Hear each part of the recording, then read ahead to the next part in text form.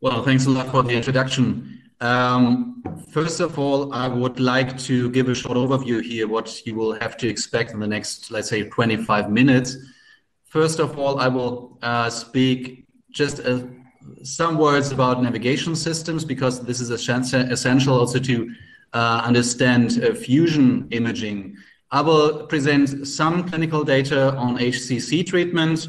And then I would like to speak about precision of navigation, also give examples of difficult locations, and, well, this is the main topic here, how to address invisible lesions.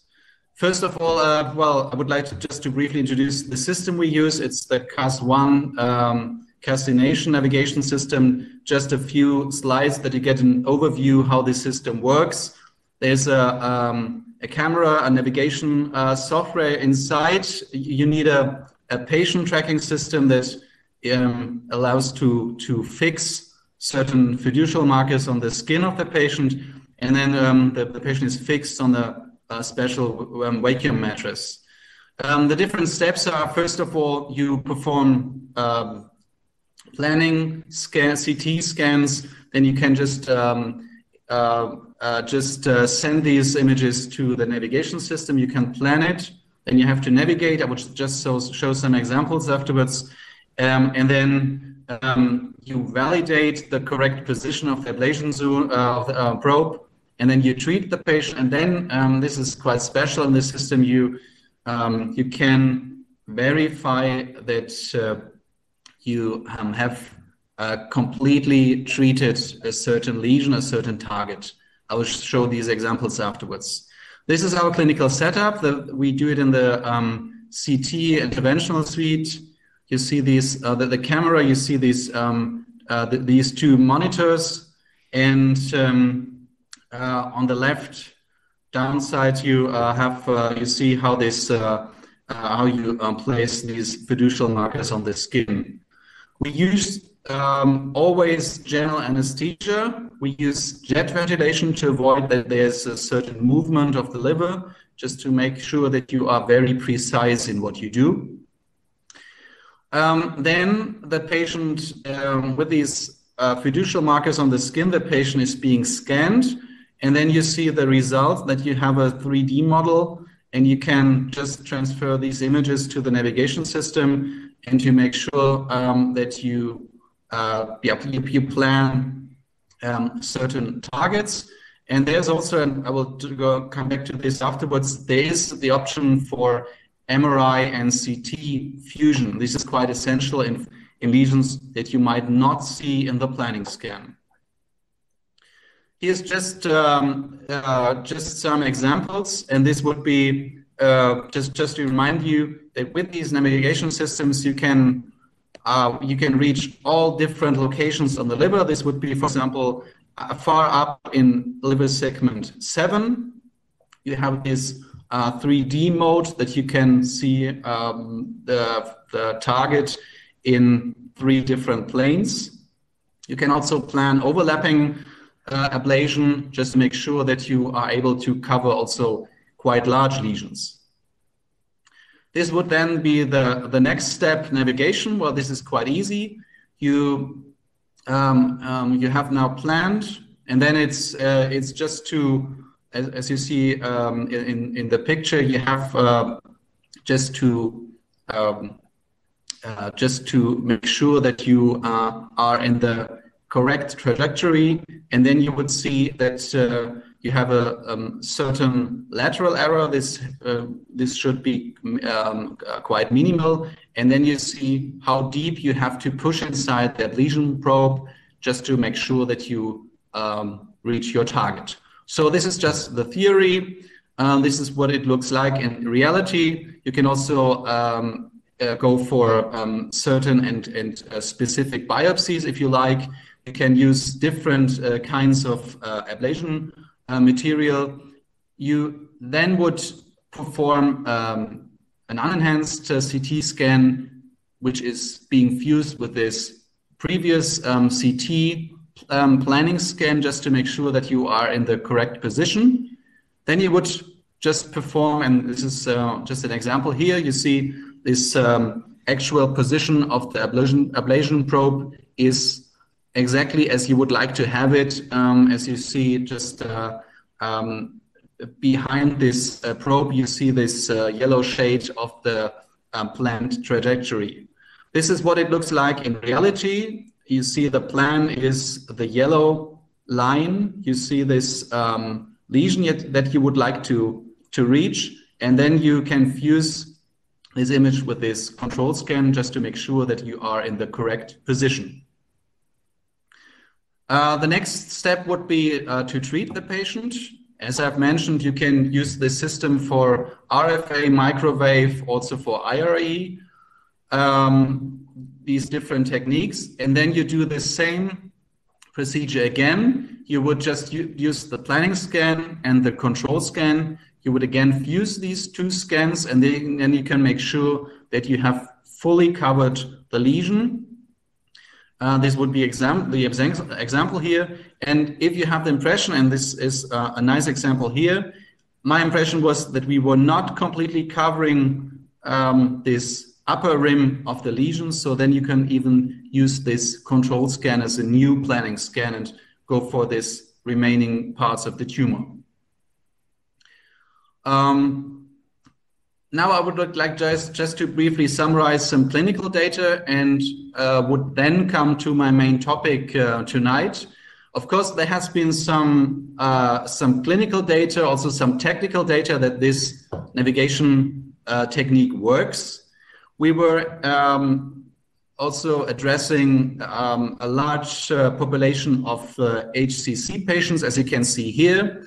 Altogether, within 3 years, 88 patients, and the aim was to get an overview how good this system works, always having in mind that we were able to address all different locations in the liver, as you can see here, also quite difficult locations like in liver segment 1, or just up with a steep, that you would only reach with a steep angle in liver segment 8, for example. Well, these would just be some clinical data. You see here we had in this large patients population, we had 26 lesions that we were able to directly re-ablate even in the same session, where we had the impression that this was not completely covered at first. But here you see the main outcome altogether, 19.6 of the lesion have been successfully treated, also including those who had been re-ablated. And also this was controlled in the 3-month MRI follow-up. So this is quite a promising result. Well, this finally, this paper was just coming out today in the final version, as you can see here, June 10th. And we were also going to study the targeting precision in our patient population. As you can see, this was quite precise. The mean lateral error in targeting all these lesions, not only a small population, was only 2.9 millimeters, also in quite difficult locations. There were some factors like cirrhosis that had quite a severe influence on targeting precision, but not difficult locations. Well, of course, the length of the trajectory had some influence on the lateral arrow, as well as large tumor sizes over 3 centimeters. Well, but finally, I would now come to some clinical cases, because this is quite important. As we now know, this technique works. It works also in a large population with HCC patients without any selections of unfavored locations. But sometimes there are difficult locations, and sometimes you would need MRI and CT image fusion. So this is just a similar case as you've seen before, quite a difficult location in liver segment 7. Well, on the left side, you see the MRI. There's arterial hyperperfusion. This was a small HCC. Then you see the control scan with this probe inside, and then the final result. So this has been treated successfully. There was another patient. You might see this small lesion in liver segment 1, this tiny remnant metastasis of breast cancer. And also this was, although this is quite a difficult location and you have to be careful about these different vessel systems, this has been successfully been treated. Well, but then you have cases like this, and this is the most important point here. You see in this CT scan, there is some kind of lesion. This was also a metastasis well, it seems to be liver segment 8. And then the patient, well, this was quite straightforward, also got an MRI. You always see this metastatic lesion, first of all, in this venous subtracted image, and also in the diffusion weighted images, as well as in the hepatobiliary phase in late phases. But then we wanted to go to treat this lesion, and then this would be the CT planning scan. And now I had some doubts that we cannot treat this lesion properly because we do not, we cannot define a target that we would like to address. It might be helpful to enlarge ablation zones, but it is not our approach because we want to be as precise as we can and not go for like, we don't see the lesion so well, so this is why we have to treat large zones. So we wanted to be as precise as possible. And then you can just use CT and MRI fusion. I will just show in the next example how this works. You just take the venous phase of an MRI. You then have to find certain points, at least 4 in these 2 venous phases of the previous MRI and of the CT planning scan, and then you can fuse these images. And this is what we wanted to do in the study, which is which has been submitted and is under review now. Altogether, we had in our large patient population 236 patients, and we selected those where we had problems to define a target. And as you can see, this is only, well, this is only a small population, but this is a very, very interesting population because usually in many studies, these patients would just be ignored because they can usually not be included in studies. So we had 15 patients, 24 lesions altogether that were not visible in the CT planning scan, and for which we had an MRI available. And then we used CT MRI image fusion. This is an example of this patient population. Again, you see quite well in the MRI. This would be the 2 images on the left. You see that there's a lesion in the diffusion, also in the hepatobiliary phase in the middle, but then in the CT planning scan, there's nothing you can see. And then you can go for MRI CT fusion. As I was explaining, you have to find at least 4, it's better to have 6 certain spots that are at the same, for example, vessel branches, and then you are able to fuse the MRI and the CT. You have just to make sure that in these 2 scans, the liver is covering each other in these 2 scans. And then you can just transfer the target that you are able to define in the MRI to this CT planning scan, although you just don't see that there's a lesion. But you are sure then that there must be the remnant of the lesion, and then you can just go on with the usual ablation technique that I was just explaining at the beginning. On the left down here, this would be the final result after ablation, and then after 3 months, you see that there's quite an interesting result that, well, this lesion has been treated completely.